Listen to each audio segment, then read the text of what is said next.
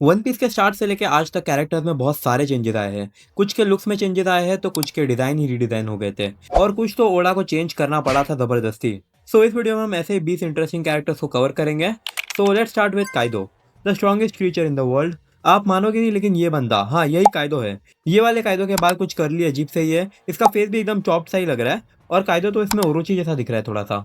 लेकिन ये तो कुछ भी नहीं था कंपेयर टू काइदो जिसे हम अभी जानते हैं। चॉप लुकिंग गाय से एकदम जैक्ट हो गया था काइदो विद डेडली हॉर्न हेलमेट, और उसके हेयर भी लंबे हो गए थे और साथ ही उसकी फिजिक भी काफ़ी अच्छी हो गई थी। लेकिन साथ में उसके बॉडी पे डिटेलिंग भी काफ़ी अच्छी की गई थी। ओडा ने लिटरली काफ़ी अच्छा ग्लो अप दे दिया काइदो को, या फिर हम ये भी कह सकते हैं कि ओडा ने ऑब्वियसली कुछ भी प्लान नहीं किया था उसके डिज़ाइन के लिए at that point of the story. But Kaido अकेला एम्परर नहीं है with changes in his drawing. एक बार बिग मॉम को देख लो, काफ़ी हार्ड होगा इमेजिन करने, बट यस यही थी बिग मॉम। ये हमें वाटर 7 के आर्क के दौरान इंट्रोड्यूस करवाया गया था जब गाप लूफी को सभी सी के स्ट्रॉन्गेस्ट पायरेट्स के बारे में ज्ञान दे रहा था। यहाँ पे बिग मॉम का बॉडी तो ओरिजिनल जैसे ही है बट उसके बाल काफी अजीब से है, प्लस उसके चिन पे एक अजीब सा सिंबल भी है विच वी कैन से कि कुछ ज्यादा ही बोरिंग सा कैरेक्टर डिजाइन होता है बिग मॉम के लिए। और ये शिल आउट में तो लोग इसको बिग मॉम के बदले इवांकोव भी समझ रहे थे, एंड आई मीन कि ये उसके जैसा दिख भी रहा है। बट खैर थोड़े एपिसोड बाद हमें फाइनली शिल आउट को हटा के बिग मॉम का कैरेक्टर बताया गया था जिसमें बिग मॉम काफी ज्यादा खतरनाक लग रही है। ज्यादा चेंजेस नहीं थे शिल आउट से, लेकिन इसमें हम उसका टेरर फील कर सकते हैं और साथ ही एक काफी ज्यादा पॉलिश वर्जन लग रहा है बिग मॉम का। काफी कुछ कूल डिटेल्स दिया है बिग मॉम को जिससे उसको स्टैंड आउट करवा सकते हैं, जैसे कि उसकी ज्वेलरी और साथ ही उसके हैट के ऊपर का वो जॉली रॉजर। नेक्स्ट कैरेक्टर कोई एम्परर नहीं है बट उसकी स्ट्रेंथ किसी एम्परर से कम नहीं है। यस, लोकी। एनिमे ओनली फैंस लोकी का ये शिल आउट को जानते ही होंगे जो हमें होल के कैलेंडर आर्क पे बताया था।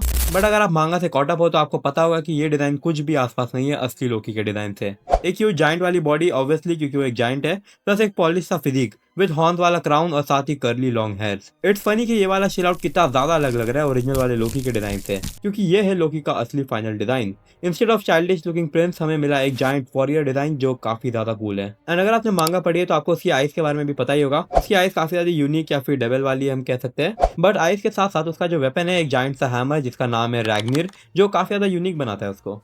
नेक्स्ट है हमारा पाइनएप्पल कैरेक्टर जो आप सब जानते ही होंगे। क्या आपको मार्को का पुराना डिजाइन पता है? वो कुछ ऐसा दिखता था एनिमे में। यह हमें एपिसोड 151 में दिखाया गया था जब हमें व्हाइट बेल्ट की फर्स्ट अपीयरेंस दिखाई गई थी ड्यूरिंग द जाया आर्क।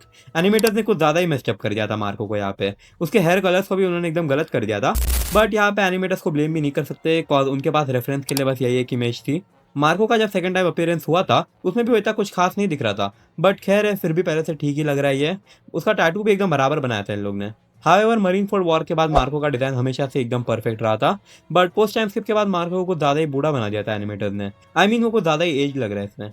नेक्स्ट कैरेक्टर जो है फिफ्थ कैरेक्टर इस लिस्ट में वो है एल्विडा। लूफी से मार खाने से पहले एल्विडा लिटरली एक रेफ्रिजरेटर लगती थी, बट फर्स्ट विलन के हिसाब से ठीक ही है विद अ जाइंट वेपन और एक जैकेट और चेक्स वाली टी शर्ट है। एंड सबसे इंपॉर्टेंट उसका अजीब सा एक्सप्रेशन जो उसको एक विलन का ऑरा देता है। बट फिर जब से लूफी ने उसको दूर भेज दिया था उसके बाद से उसका लुक काफी ज्यादा प्रिटी हो गया था with a slim body and good looks, but उसका ड्रेसिंग सेंस थोड़ा बहुत सेम ही है पहले जैसे। Next our favourite Luffy. Oda ने वन पीस के पहले चैप्टर पब्लिश करने से पहले ही लूफी के डिजाइन का लुक सोचा था जो कुछ ऐसा था। ये वाले लूफी के सर पे एक बैंडाना रहता है, प्लस उसके बाल भी थोड़े बहुत लंबे हैं एंड एक प्लेन सा टी शर्ट दिया है उसको। एंड यस यही रहने वाला था the face of One Piece. So थोड़ा टाइम लगा before Luffy got his final look जो काफी ज्यादा आइकॉनिक है अभी वाला। ये वाला Luffy with spiky hair then नाइफ फाइनल लुक नहीं बन पाया था, लेकिन इसके क्लोथ ही लेटर इंस्पिरेशन बन गए थे फॉर द लूफी जो हम आज देखते हैं। प्लस टाइम स्किप के बाद भी लूफी को एक और ही डिजाइन मिला था विद नी शॉर्ट्स और एक आइकॉनिक सा स्कार उसके चेस्ट के ऊपर, और साथ ही थोड़ा बल्कि बॉडी मिल गया था उसको प्री टाइम स्किप के कंपेयर में, जो काफी ज्यादा पॉलिश और मैच्योर लग रहा है फॉर इंटेंस बैटल्स। नेक्स्ट है कुमा। बिफोर कुमा का भी इंट्रोड्यूस करवाया गया था मैं in the story with his big body और ये बाइबल, उससे पहले ओडा ने ये ड्रॉ किया था कुमा के लिए जो बिल्कुल भी आसपास नहीं लग रहा है कुमा से। एकदम सीरियस सा थिन फेस और पता नहीं इसके सर पे भी कुछ ऐसा था जो सोचने जाए तो थोड़ा बहुत क्रीपी भी लग रहा है। थैंकफुली अच्छा हुआ ओडा ने ये लुक को चुना नहीं था क्योंकि अभी का कुमा ही परफेक्ट है। कुमा स्टार्ट से लेके अभी तक हमेशा से सेम ही दिखता है with his large body and same सा जैकेट पहनता है वो विद हिज व्हाइट ग्लासेस। कुमा उन कुछ कैरेक्टर्स में से जिसको पोस्ट टाइम स्किप के बाद भी कोई ज्यादा चेंज मिला नहीं था उसके डिजाइन में except his robot eyes of course. Next है one of the best villain Doflamingo, और ये देखो यस यही है अपना डोफ्लामिंगो का फर्स्ट डिजाइन। हम इमेजिन भी नहीं कर सकते कि स्टोरी का one of the most iconic villain इतना फनी सा डीजे वाला गाय लगता अगर ओडा ने उसका कैरेक्टर को चेंज नहीं किया रहता। और क्या ही रिडिजाइन किया है ओडा ने, एकदम डेंजर प्लस हैंडसम का मिक्सचर बना दिया था उसको। हाउएवर जब एनिमे में पहली बार डोफ्लामिंगो आया था तब मांगा का बस ब्लैक एंड व्हाइट वर्जन ही था एनिमेटर्स के पास, तो उन्होंने जैसे भी उनके लिए फिट बैठा वैसे कलर दे दिया डोफ्लामिंगो को जिससे वो स्कैरी से ज्यादा गूफी लग रहा है इसमें। बट फिर जाया आग के बाद एनिमेटर ने उसके डिजाइन को फिक्स कर दिया था giving him the perfect scary look. Doflamingo को वैसे तो टाइम्स के पार्क के बाद एक रीडिजाइन मिला था जिससे वो काफी ज्यादा आइकॉनिक लग रहा है अब, और साथ ही वो थोड़ा बल्कि और एक परफेक्ट विलन लग रहा है। और अगर हम ग्लोब की बात कर ही रहे हैं तो लेट्स टॉक अबाउट कोबी, जिसको काफी बड़ा चेंज मिला है कैरेक्टर डिजाइन में through out the series. Well start में तो कोबी एक नर्डी सा बच्चा लग रहा था, बट उसको ज्यादा टाइम नहीं लगा था उसके कैरेक्टर में चेंज आने के लिए, सिंस गार्थ ने उसको अपने साथ ट्रेन करना स्टार्ट कर दिया था। ट्रेनिंग से पहले तो कोबी इतना पतला और छोटा सा लगता था, ऐसा लगता था कि पायरेट्स तो छोड़ो, उसको हवा का झोंका ही उड़ा के ले जाएगा। बट वाटर 7 आर्क में जब हम कोबी को देखते हैं, यहाँ पे ही उसको ग्लो अप मिल गया था। उसके सर पे एक बैंडाना है और साथ ही उसके सर पे एक स्कार भी है छोटा सा, विच इज अनएक्सप्लेन्ड। और साथ ही उसके ग्लासेस भी हट गए हैं एट दिस पॉइंट, प्लस वो लंबा और बल्कियर भी हो गया था till this point of the story. And time skip के बाद फिर कोबी के कपड़ों में भी चेंज आ गया था, एंड ऑब्वियसली वो गार्ब जैसे ही लग रहे हैं क्योंकि वो उससे इंस्पायर्ड हुआ होगा। नेक्स्ट केमेप्पो, सेम एज कोबी, केमेप्पो को भी जब पहली बार इंट्रोड्यूस करवाया गया था वो एक विम सा लगता था, और साथ ही इतना अजीब सा हेयरकट भी था उसका।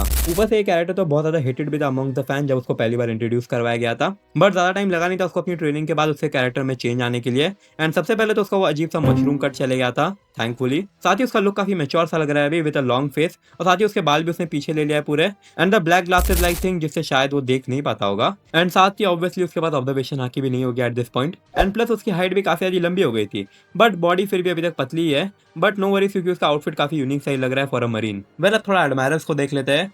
फर्स्ट है एडमायरल अकाइनू। तो ये जो ड्राइंग आप लोग देख रहे हैं, यस यही होने वाला था अकाइनू का असली पहला लुक। ओडा खुद इस कैरेक्टर के डिजाइन पे बहुत एक्सपेरिमेंट कर रहे थे, कॉज ऑब्वियसली ये लूफी का one of the biggest enemies में से एक होने वाला था। ऑफिशियली फिर बहुत सी चीजें चेंज हुई थी ये स्केच से लेके ये फाइनल ड्राइंग तक। उसके ग्लासेस हटा दिए गए थे और साथ ही उसका हेयर स्टाइल भी एकदम प्लेन कर दिया था, एंड एंड में एकदम बेसिक सा विलन वाला लुक रह गया था उसके फेस पे।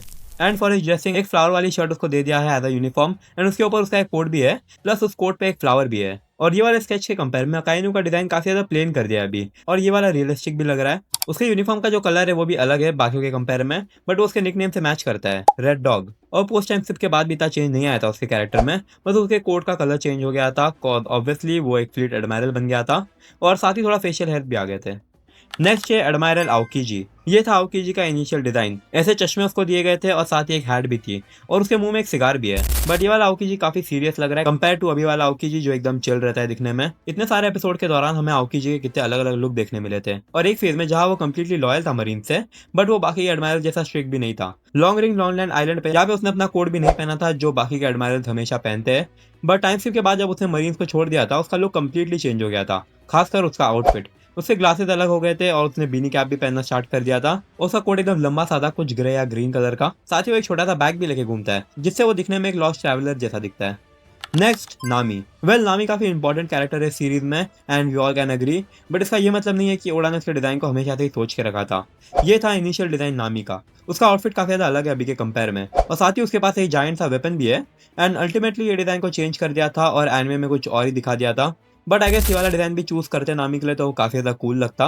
But eventually Oda went with more realistic design जो उसकी पर्सनालिटी से मैच भी करे। नामी के लुक्स में ज्यादा चेंजेस नहीं आए थे except the time skip, but mostly उसका आउटफिट ही चेंज हुआ था टाइम स्किप आग के बाद भी। नेक्स्ट है Usopp. Before Usopp got his long nose, उसका इनिशियल लुक कुछ ऐसे होने वाला था, जो एकदम असली पायरेट जैसा दिख रहा है विद अ सीरियस फेस, और वो कुछ थोड़ा बहुत ब्लैक बियर्ड जैसे भी लग रहा है इसमें। बट सिर्फ विलेज में जब हमने पहली बार उसॉप को देखा था वो काफी अलग लग रहा है ये डिजाइन के कंपेयर में, जो अच्छी बात भी है, वरना बाकी के यंग क्रूमेट्स के साथ ये फिट भी नहीं बैठता। एक पिस्टल के बदले उसको एक स्लिंग शॉट वेपन दे दिया था जो उसके करंट डिजाइन के साथ काफी ज्यादा अपीलिंग लगता है। बट टाइम्स के बाद ओडा ने उसके कैरेक्टर को काफी बल्कअप कर दिया था, और साथ ही उसका आउटफिट भी चेंज कर दिया था along with his hair style. साथ ही उसके कानों पे एक हेडफोन्स भी आ गया था, एंड प्लस थोड़ी सी बियर्ड भी। ओवरऑल याला उसॉप काफी ज्यादा मैच्योर और स्ट्रॉन्ग दिखता है compare to the original story. Next Robin. आप यकीन नहीं करोगे लेकिन रॉबिन तो होने भी नहीं वाली थी स्ट्रॉ हैट्स में। उसके बदले बोटानिस्ट होने वाला था क्रू में जो एक मेल था, और कुछ ऐसा था वो दिखने में। स्पाइकी हेयर और सर पे एक क्लोथ बंधा हुआ है, प्लस उसने एक केप सा भी कुछ पहना हुआ है, और साथ ही वो दिखने में काफी ज्यादा क्रीपी भी लग रहा है। But before releasing One Piece Oda ने उसके कैरेक्टर को चेंज करने का सोचा, और बस कैरेक्टर डिजाइन नहीं बल्कि उसने पूरा जेंडर ही चेंज कर दिया था विद रॉबिन जो हम अभी देखते हैं। रॉबिन को एक बोटेनिस्ट के बदले आर्कोलॉजिस्ट बना दिया था, जो काफी ज्यादा सेंस भी बनाता है, कॉज वर्ल्ड की हिस्ट्री भी जानना बहुत इंपॉर्टेंट पार्ट है वन पीस को ढूंढने के लिए। और टाइम्स के बाद कुछ ज्यादा ही चेंज कर दिया था उसने उसके लुक में, long here plus light skin, और साथ ही एकदम अलग से आउटफिट कर दिया था उसका compare to pre time skip. So अब बस फाइनल 5 कैरेक्टर्स बचे हैं, और फाइनल वाला तो ओडा को फोर्सफुली चेंज करना पड़ा था। बट उससे पहले number 5 book.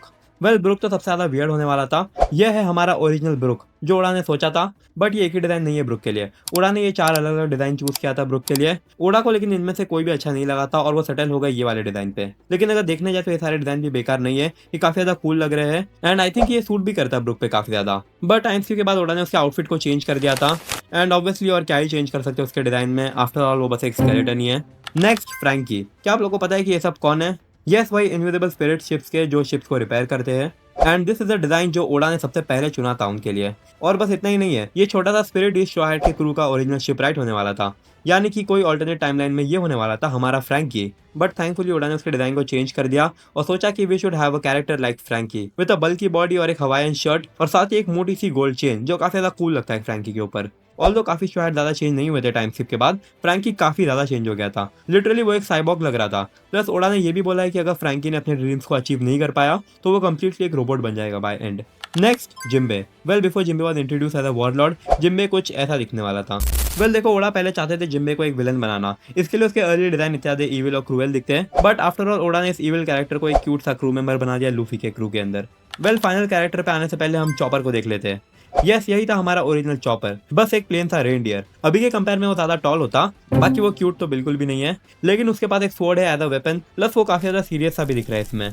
But hopefully chopper का डिजाइन चेंज किया टू क्यूट लिटिल गाय जो हम अभी देखते हैं। और साथ ही उसके डिजाइन को चेंज करना काफी ज्यादा प्रॉफिटेबल भी था, क्योंकि चॉपर के सॉफ्ट टॉयज मार्केट में बहुत ज्यादा बिके थे। Now finally S. वेल बहुत लोगों को पता नहीं होगा, बट एस के बैक पे जो टैटू है वो क्रॉस नहीं होने वाला था, बल्कि वो कुछ ऐसा होने वाला था। And we all know where it is going, but Japan में इसका मतलब मांझी होता है, जो कुछ ट्रेडिशनल चीज़ है इनके लिए। एंड दूसरी कंट्री में तो आपको पता है कि इसका क्या मतलब होता है, तो इवेंचुअली ओडा को ये चेंज करना ही पड़ा था। वेल वीडियो खत्म, लेकिन जाने से पहले लाइक सब्सक्राइब एंड हाइप ये सब कर देना। And yes, bye.